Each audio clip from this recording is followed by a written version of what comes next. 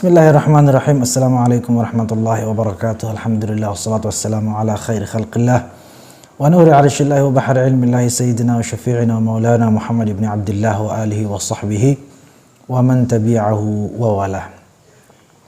Amma ba'du, ada beberapa pertanyaan yang sudah masuk di channel Duti NTB, Dewan Ulama Thariqah Indonesia Wilayah Provinsi Nusa Tenggara Barat, channel resmi Duti NTB. Mudah-mudahan senantiasa memberi atau membawa kemanfaatan dan keberkahan bagi kita semua. Amin ya rabbal alamin. Ada satu pertanyaan yang saya mohon maaf sudah lama dilontarkan ya di komentar, tapi kelupaan ya, ketinggalan pertanyaan yang ini tidak terjawab, yaitu mengenai waliullah yang katanya setelah meninggal maka ada penggantinya. Apakah kemudian jika diwafatkan oleh Allah Subhanahu wa taala, apakah berarti berakhir pula kewaliannya, kan begitu, tidak lagi menjadi wali? Kurang lebih seperti itulah. Jadi begini, ketika seorang nabi meninggal, apakah kenabiannya dicabut? Ketika orang saleh, hamba Allah yang saleh, yang dekat dengan Allah, yang dicintai oleh Allah, apakah dengan meninggal dunia kemudian tidak lagi dicintai oleh Allah, kesolehannya hilang, sehingga tidak lagi dekat dengan Allah? Kan tidak seperti itu. Kalau enggak, kenapa dia masuk surga nanti? Begitu juga sebaliknya, orang yang jahat, apakah dengan meninggalnya maka meninggal pula kejahatannya? Kan tidak begitu. Buktinya dia nanti ketika dibangkitkan masuk neraka. Jadi nggak ada setelah dicabut kewaliannya itu, setelah meninggal itu tidak ada. Kenapa juga yang kita tanya wali, kenapa nggak tanya yang lain, misalnya apalah begitu ya, seperti tadi nabi, rasul, orang saleh pada umumnya, hamba Allah yang dekat dengan Allah. Sebaliknya juga orang yang taleh atau orang yang tidak baik. Apakah dengan meninggalnya semua itu maka meninggal pula kesolehan maupun ketolehannya?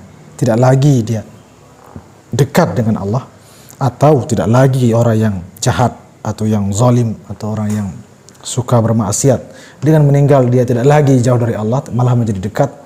Kan itu sebetulnya tidak perlu dipertanyakan lagi. Malah dalam kitab Ghawthul Ibad bi Bayan ar-Rasyad karangan Syekh Abu Saif Al-Hammami dan kitab-kitab lainnya disebutkan bahwa madadul mayyit aqwa min madadil hayy, bahwa justru keberkahan orang yang waliullah yang sudah meninggal itu lebih dahsyat, lebih kuat ya, daripada ketika beliau-beliau masih hayat. Mengapa? Karena, mohon izin saya minum kopi dulu. Bismillah. Masya Allah, tabarakallah, ini kopi nikmat sekali ya, kopi Seong Amak Kangkung. Silahkan dikonsumsi. Bagi yang berminat tinggal hubungi kontak yang tersedia di deskripsi insya Allah. Jadi kenapa madadnya atau berkahnya wali yang sudah meninggal lebih dahsyat daripada ketika dia masih hayat? Para ulama menjelaskan karena ketika hayat kewaliannya bisa turun naik, bisa juga wala'iyahzubillah dicabut. Tapi ketika dia sudah meninggal, sudah tidak lagi berlaku yang namanya menurun, tapi yang ada justru makin meningkat, makin naik. Kenapa? Karena dia di alam arwah, tidak ada lagi berbuat maksiat, tapi semakin dekat pada Allah Subhanahu wa taala.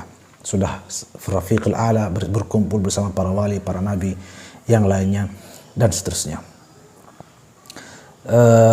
Juga disebutkan karena wali yang sudah meninggal dia semakin tak berdaya lagi atas dirinya, semakin lemah di hadapan Allah. Ketika masih hayat pun sudah sangat lemah di hadapan Allah. Nah, ketika meninggal lebih lemah lagi, dan itu juga salah satu penyebab terangkatnya derajat para wali setelah wafat atau meninggal dunia. Dan banyak penjelasan-penjelasan lainnya.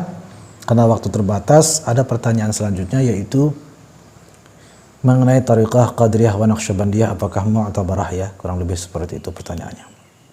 Baik, ini pertanyaan yang juga penting, tapi sebelum saya jawab, izinkan saya minum terlebih dahulu. Bismillahirrahmanirrahim. Masya Allah, tabarakallah. Silahkan dicari ya kopi ini ya, dan dinikmati kopi seong amak kangkung. Nah, ini kopi khas Sasak ya, Lombok, tepatnya di desa Sakra. Masya Allah, tabarakallah. Mudah-mudahan yang punya kopi ini mudah-mudahan dimurahkan rezekinya oleh Allah Subhanahu wa taala. Taib. Qadiriyah wa Naqsyabandiyah. Tariqah Qadiriyah wa Naqsyabandiyah adalah tariqah yang kata Qadiriyah itu berasal dari Syekh Abdul Qadir Al-Jilani, sebuah tariqah atau sebuah resep obat bagi jiwa yang digagas oleh waliullah, yaitu Syekh Abdul Qadir Al-Jilani. Ada lagi obat yang juga ampuh, juga luar biasa bagus, namun diracik dan diresep oleh waliullah yang lain, yaitu Syekh Muhammad Bahaduddin An-Naqsyabandi. Resep tersebut disebut dengan tariqah An-Naqsyabandiyah. Nah, beriringan dengan perkembangan zaman ya, dan berkembangnya penyakit-penyakit rohani manusia, maka muncul wali-wali yang berkompeten dan mampu mengkolaborasikan atau mengkombinasikan dua resep tersebut, baik resep Qadiriyah maupun resep Naqsyabandiyah, sehingga menjadi satu kapsul barangkali yang terkandung dua-duanya, dua resep yang ampuh itu. Maka hadirlah tariqah Qadiriyah wa Naqsyabandiyah. Maka jelas mu'tabarah karena memiliki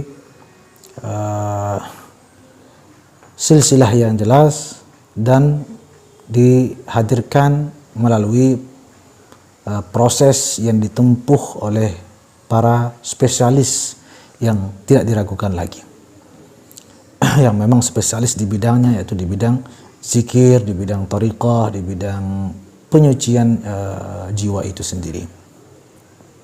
Hanya saja yang penting diketahui adalah bagaimana memastikan bahwa satu tariqah di mana kita belajar atau membersihkan diri, bersuluk di situ, pastikan bahwa tariqah Qadiriyah wa Naqsyabandiyah tersebut memang betul-betul tariqah Qadiriyah wa Naqsyabandiyah yang mu'tabarah, itu bukan aliran lain, aliran kebatinan misalnya, atau sekte spiritual tertentu yang tidak jelas apa ajarannya, sumbernya, dan menyesatkan. Hanya saja dia berkedokkan, berlabelkan, membungkus dirinya dengan tariqah Qadiriyah wa Naqsyabandiyah. Hati-hati, itu saja yang harus dihindari, karena tidak sedikit yang seperti itu. Tidak sedikit aliran-aliran kebatinan yang mengejarkan bahkan meninggalkan sholat, meninggalkan syariat, tapi ketika ditanya ini ajaran apa, dia menjawab ini ajaran tariqah Qadiriyah atau tariqah Naqsyabandiyah ataupun tariqah Qadiriyah wa Naqsyabandiyah. Itu hati-hati.